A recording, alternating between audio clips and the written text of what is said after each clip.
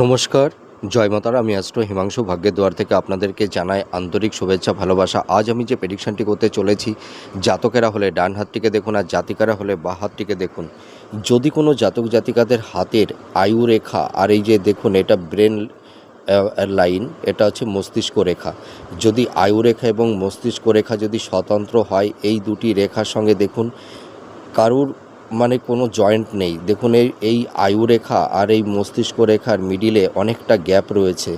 তার মানে এই যদি কোনো জাতক জাতিকাদের হাতের আয়ু রেখা এবং মস্তিষ্ক রেখার মধ্যে যদি একটা সেপারেশন থাকে, স্বতন্ত্র আলাদা থাকে, তাহলে এরা ভীষণ স্বাধীনচেতা হয়। এরা কারুর অধীনে কোনো কর্ম করতে চায় না। এরা নিজেদের উপরে মানে ডিপেন্ডেবল হয়, ঠিক আছে? মানে এরা ভীষণ ইন্ডিপেন্ডেন্ট হয়।